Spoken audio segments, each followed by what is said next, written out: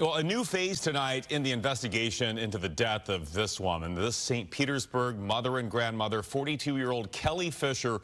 She was found dead inside her home 2 weeks after she disappeared. Now, the whole investigation centered around this home on Prescott Street South there in St. Pete.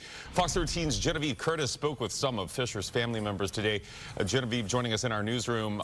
Not only are they remembering her, Genevieve, they're pretty unhappy with perhaps some missed signs when it comes to finding this woman who ultimately, apparently her remains were inside her own home. Yes, certainly, Chris. I mean, that was the sentiment we heard from neighbors, but a very painful time for her family tonight as they search to find Kelli Fisher. That search is now over. A new search now beginning for justice and answers. Sweet, kind, won't hurt anyone in the world. This is how Zatoria Jones remembers her cousin Kelli Fisher, pictured here celebrating Zatoria's birthday together. She says they grew up side by side. Always going swimming. Our parents took us to the beaches. We did a lot of things at the beach with family reunions and cookouts. Zatoria says they celebrated holidays, had slumber parties, and made happy memories in the very home where detectives found her body Wednesday.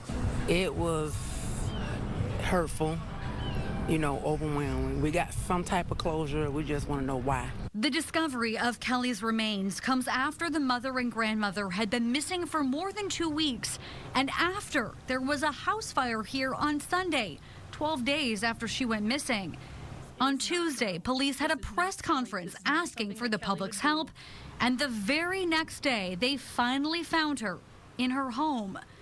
For some neighbors, those circumstances make them question how thorough the investigation into her disappearance was to begin with. That's what happens with disenfranchised communities. We get forgotten, underfunded, ignored. As the investigation now moves from a missing persons case to a death investigation, there are new, painful questions for Fisher's family.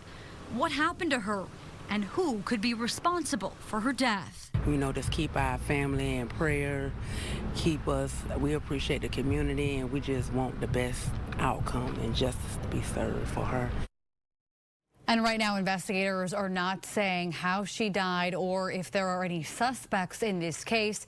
SPPD said detectives were focused on the investigation tonight and not available for interviews earlier today. Chris. All right, Genevieve Curtis live for us tonight. Thanks, Genevieve.